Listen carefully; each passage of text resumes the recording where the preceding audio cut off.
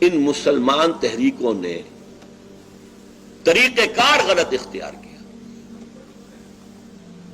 اسلام ایک نظام کی حیثیت سے حضور نے برپا کیا تھا، اور یہ دوبارہ ہو سکتا ہے تو صرف حضور ہی کے طریقہ کار پہ ہو سکتا ہے.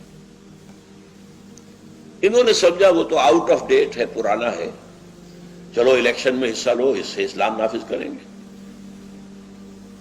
اس میں ناکامی ہوئی تو گولی چلانی شروع کر دی، فلاں کو مار دو، فلاں کو مار دو، سادات کو مار دو.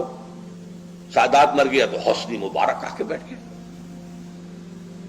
ابھی کل پرسوں میرے پاس ایک نوجوان آیا تھا کہ میرا دم گھٹ رہا ہے، میں چاہتا ہوں پرویز کو قتل کر دوں.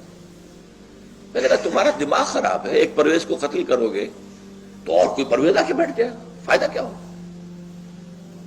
کہاں تبدیلی ہوئی ہے؟ حکومت فوج کے ذریعے سے کوئی تبدیلی ہوئی ہے آج تک؟ اس اعتبار سے یہ غلط میتھوڈالوجی جو ہے اس نے ان تحریکوں کو کہیں کامیاب نہیں ہونے دیا. اب ان دو اعتبارات سے اچھی طرح سمجھ لیجئے. نمبر ایک، ہمارے عوام کے ذہنوں پر علماء کا جو تسلط ہے، لہذا وہ تصور دین سے واقف ہی نہیں ہے، وہ اسلام کو ایز اے مذہب جانتے ہیں. نمبر دو، یہ جب بستر لپٹے ہیں استعمار کے تو جو نیچے حکومتیں بنی ہیں وہ انہی کے تربیت یافتہ لوگ تھے، تربیت دادا لوگ تھے، چاہے آئی سی ایس آفیسرز تھے اور چاہے وہ بڑے بڑے لینڈ لارڈ تھے جن کے بچوں کی تعلیم مغرب میں ہوئی ہے. پیر پگاڑا صاحب بھی تو، یہ دونوں بھائی لے جائے گئے تھے ان کے والد کو پھانسی دینے کے بعد انگلینڈ میں، وہاں ان کی تربیت ہوئی ہے نا. اور بھی جتنے بڑے بڑے جاگیردار ہیں ان کے بچے تو وہاں تربیت حاصل کر کے آتے ہیں جہاں سے ان کی برین واشنگ کر دی جاتی ہے. اور تیسرے، دینی تحریکوں کی غلط میتھوڈالوجی، یا بیلٹ یا بولٹ، دونوں غلط، یکساں غلط. اب میں اپنی گفتگو ختم کر رہا ہوں اس بات پر.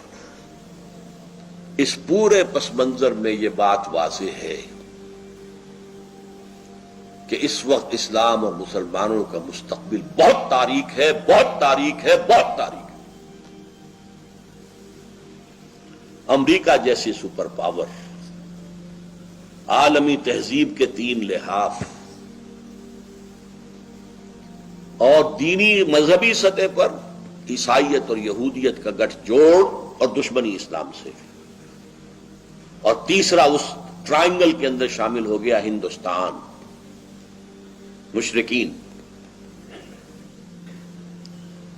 ان کی قوت، ان کی طاقت، ذرائع ابلاغ پر ان کا قبضہ، نظام تعلیم کو اب جو نیا رنگ دے رہے ہیں این جی اوز کے ذریعے سے، ان سب کے ہوتے ہوئے الرغم اسلام ایز اے دین کم سے کم مستقبل قریب میں اس کا کوئی امکان نظر نہیں آتا. ہاں، اسلام ایز اے مذہب وہ باقی رہے. ملا کو جو ہے ہند میں سجدے کی اجازت، ناداں یہ سمجھتا ہے کہ اسلام ہے آزاد. اسلام آزاد نہیں ہوگا. ہاں، مذہب اسلام موجود رہے گا.